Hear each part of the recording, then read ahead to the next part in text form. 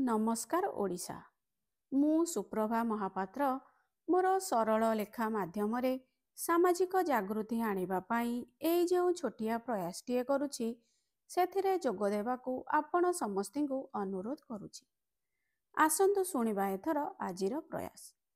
ଆଉ ପ୍ରୟାସଟିର ନାମ ହେଲା ଗୃହିଣୀ। ହଁ, ଗୃହିଣୀ ଭାଗ ଦ୍ୱିତୀୟ। ଡୋରବେଲ୍ ଶୁଣି ସରୋଜିନୀ ଟିକେ ଇତସ୍ତତ ହୋଇ କାନ୍ଥ ଉପରେ ଝୁଲୁଥିବା ତାଙ୍କର ନିର୍ଜୀବ ସଙ୍ଗିନୀ ଉପରେ ଆଖି ଉଠାଇ ଦେଖିଲେ। ସେଥିରେ ଦିନ 2ଟା ବାଜିଛି। ଏ ସମୟରେ କିଏ ହୋଇପାରେ ଭାବି କବାଟ ଖୋଲିବା ପୂର୍ବରୁ କବାଟର ଆଇ ହୋଲରେ ଝାଙ୍କି ଦେଖିଥିଲେ। କେହି ଜଣେ ଅଚିହ୍ନା ବ୍ୟକ୍ତି। ଖୋଲିବି ନ ଖୋଲିବି ଭାବି କବାଟ ଖୋଲିଥିଲେ। 25ରୁ 30 ବର୍ଷ ବୟସ ଭିତରେ ଥିବା ଯୁବକଟି ଦୁଆର ମୁହଁରୁ ଆଗକୁ ଟିକେ ଠିଆ ହୋଇଛି।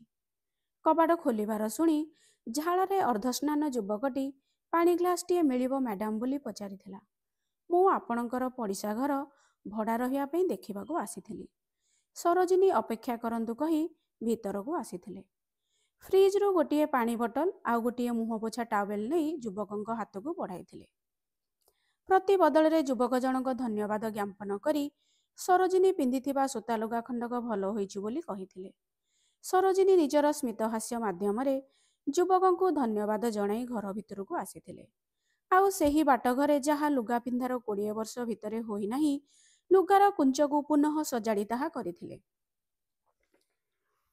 ବାଟଘରେ ଲୁଗା ସଜାଡ଼ିବା ଆପଣଙ୍କୁ ହୁଏତ ଶୁଣି ଟିକେ ଅପସନ୍ଦ ଲାଗିଥିବ, କିନ୍ତୁ ଏତେ ବଡ଼ ନିର୍ଜନ ଆଉ ନିଶବ୍ଦ ଘରେ ଏପରି କରିବା ସମ୍ପୂର୍ଣ୍ଣ ଭାବରେ ନିରାପଦ ଥିଲା।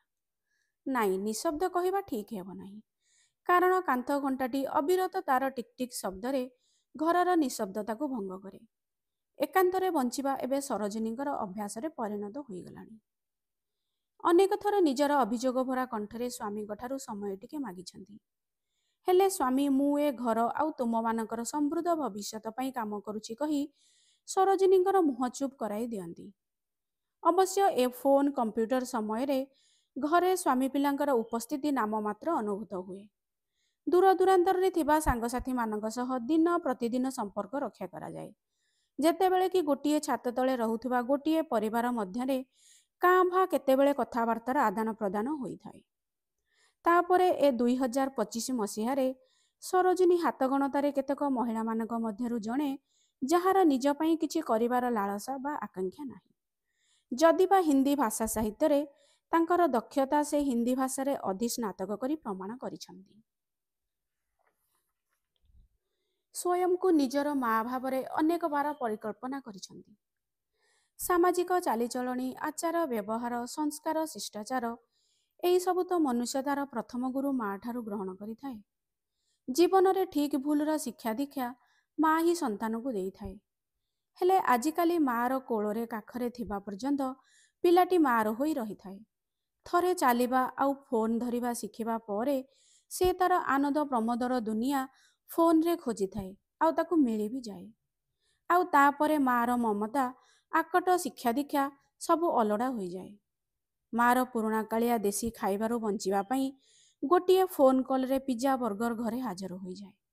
ତେଣୁ ମାର କର୍ତ୍ତବ୍ୟ ଆଜିକାଲି ସମୟରେ ଧୀରେ ଧୀରେ ପିଲାଙ୍କ ପାଇଁ ସଂକୁଚିତ ହୋଇଯାଉଛି।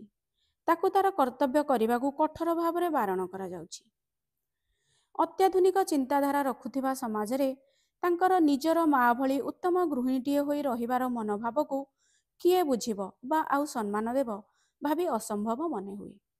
ଆଉ ସରୋଜିନୀ ବି ଏବେ କେବେ ବି କଳ୍ପନା କରିନଥିବା ସ୍ୱାମୀ ପିଲାଙ୍କ ପାଇଁ ଅଲୋଡ଼ା ଅଖୋଜା ଗୃହିଣୀ ଜୀବନଟିଏ ଭିତରେ ନିଜକୁ ଦ୍ରବୀଭୂତ କରିସାରିଲେଣି।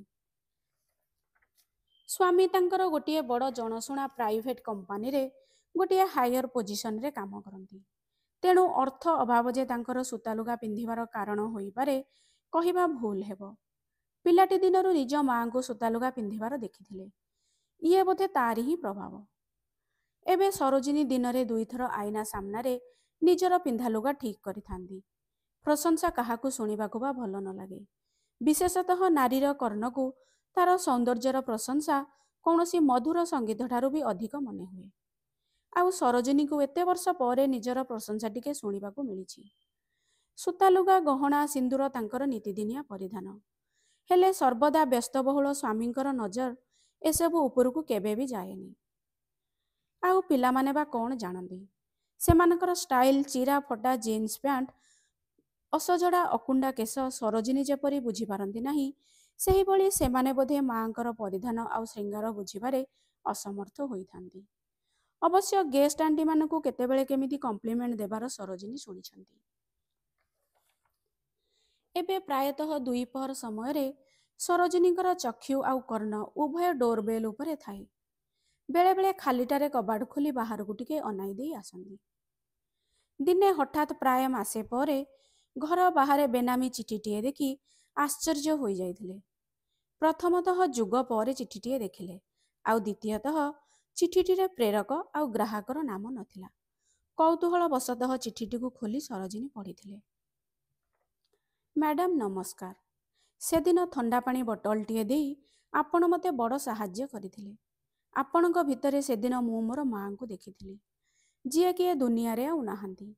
ଭାବୁଛି ମୋ ମା ବି ଆପଣଙ୍କ ଜାଗାରେ ଥିଲେ ଆପଣଙ୍କ ଭଳି ଅଚିହ୍ନା ତୃଷାର୍ତ୍ତକୁ ପାଣି ଦେଇ ସାହାଯ୍ୟ କରିଥାନ୍ତେ। ମୋ ମା ବି ଆପଣଙ୍କ ଭଳି ସୂତାଲୁଗା ପିନ୍ଧିବାକୁ ପସନ୍ଦ କରୁଥିଲେ। ଆପଣଙ୍କ ସାହାଯ୍ୟ ପାଇଁ ଧନ୍ୟବାଦ। ଚିଠିଟିକୁ ପଢ଼ିସାରି ସରୋଜିନୀ କିଛି ସମୟ ପାଇଁ ସୋଫା ଉପରେ ବସି ପଡ଼ିଥିଲେ। ମା ଛେଉଣ୍ଡ ପିଲାଟି ପାଇଁ ମନରେ ଅନେକ ଦୁଃଖ କରିଥିଲେ, ଆଉ ଚିଠିଟିକୁ ସାଇତି ରଖିଥିଲେ।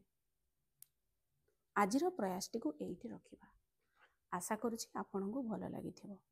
ରହିଲି, ନମସ୍କାର। ପୁଣି ଦେଖାହବ ଆସନ୍ତା ପ୍ରୟାସରେ।